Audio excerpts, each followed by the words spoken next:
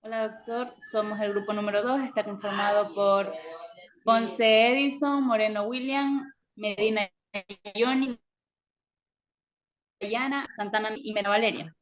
Nosotros les vamos a hablar sobre tendencia central de dispersión y posición. Las medidas de tendencia central o de posición nos indican dónde se sitúa un dato dentro de una distribución. Las medidas de dispersión, variabilidad o variación, estas nos indican si estos datos están próximos entre sí. Es decir, nos explican qué tan esparcidos se encuentran estos datos. Las medidas de tendencia central se utilizan con bastante frecuencia para lo que es resumir un conjunto de cantidades o datos. En sí, la medida de tendencia central es la que describe un valor central para ubicar la localización del conjunto de datos. Las características permiten apreciar qué tanto se aparecen los grupos entre sí, si son valores que se calculan para un grupo de datos y que se utilizan para describirlos de alguna manera. Normalmente se desea que el valor sea representativo de todos los valores incluidos en el grupo. A continuación, mi compañera. es el valor más representativo o típico de un grupo de datos, no es el valor más pequeño o el más grande, sino un valor que está de algún punto intermedio del grupo. Más exactamente se acerca hasta el centro de todos los valores, por eso se les llama medidas de tendencia central. ¿Qué quiere decir esta característica? Que no es el valor mínimo ni el máximo, sino que un valor que se repite mucho más. Se utiliza como mecanismo para resumir una característica de grupos de datos en particular. ¿Qué quiere decir? Podemos sacar una muestra de una población, entonces se va a sacar una mínima ahí. También para comprobar un grupo de datos contra otro, que podemos decir que estamos haciendo una investigación de un lado y estamos realizando otra por otro lado, entonces podemos comparar datos ahí. Las medidas de tendencia central más utilizadas son la medida, que podemos ver la fórmula ahí, la mediana y la moda. La media. La media es un concepto estadístico básico que representa en un valor las características que presentan una variable de un conjunto de datos y solo puede usarse con variables cuantitativas. ¿Qué dice cuantitativas? Es cuando solo lo podemos representar con números. A continuación, mi compañero. Mediana es la medida de valor de la variable que ocupa la posición central. Cuando los datos disponen en una orden de magnitud, es decir, el 50% de las observaciones tiene valores iguales o inferiores. Y la mediana, el otro 50% de la otra mediana son iguales o superiores a la mediana, como por ejemplo, en una muestra o en una serie de números, por ejemplo, 3, 9, 11 y 15. Se cogen los dos números centrales, se lo suma, se lo divide para 2 y ese vendría siendo la mediana. Siguiente. La moda. La moda es una distribución. Se define como el valor de la variable que más se repite. Como por ejemplo, en un polígono de frecuencia, la moda corresponde al valor de la variable que está bajo el punto más alto del gráfico. O sea, en una muestra puede tener más de una moda. A continuación, mi compañera.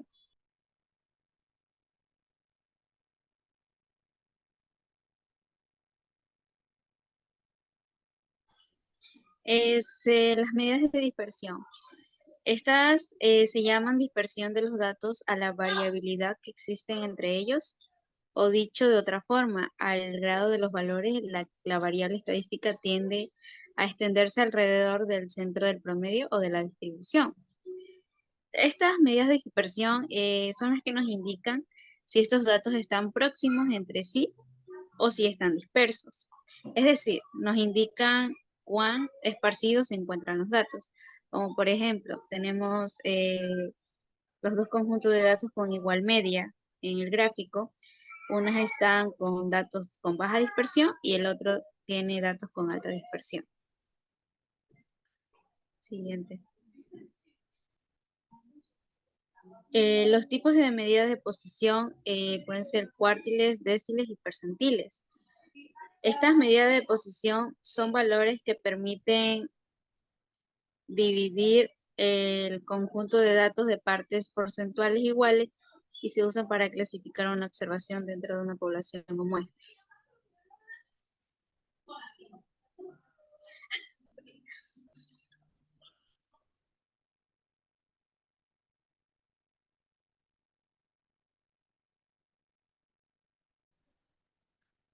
Hola doctor, mi grupo es número 2 y está conformado por Ponce Edison, Moreno William, Medina Johnny, Santana Nayeli, Mera Valeria y quienes habla Lord Dayana.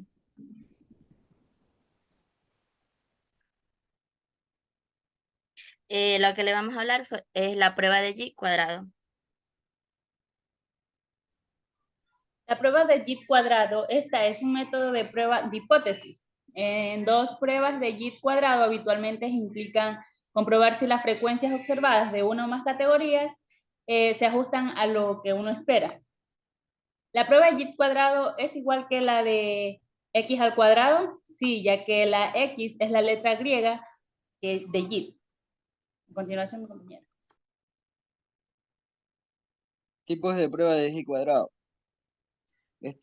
Hay un sinnúmero de pruebas de G cuadrado, pero la que más se utilizan es la de bondad de ajuste del G cuadrado y la prueba de dependencia del G cuadrado.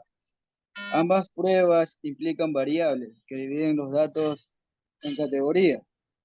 Por ello puede resultar confuso decidir si se puede usar. En la siguiente explicación de mis compañeros se comparan ambas pruebas.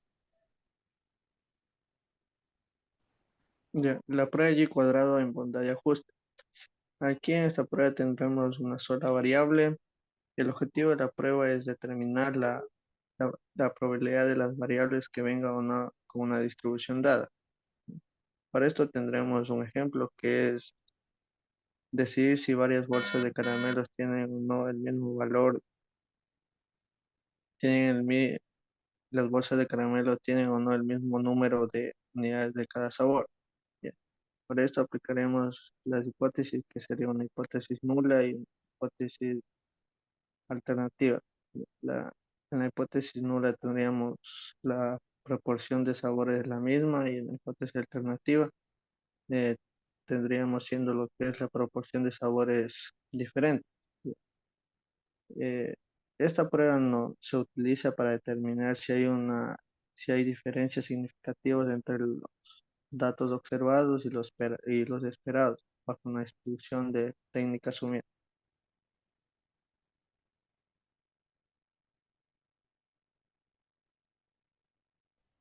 En la prueba de independencia de G cuadrado encontramos un número de variables. Entonces, un ejemplo, decidir si el consumo de snacks de un espectador tiene relación con el tipo de película que va a ver al cine. Tenemos el objetivo de la prueba, decidir si sus dos variables pueden o no estar relacionadas. Esta es la prueba de la independencia. La hipótesis de ejemplo que tenemos ahora en la nula es que la proporción de gente que compra snack es independiente del tipo de película. Y la alternativa es que a proporción de gente que compra snack es distinta para distintos tipos de películas. Esta es la prueba de independencia del G al cuadrado. Muchas gracias.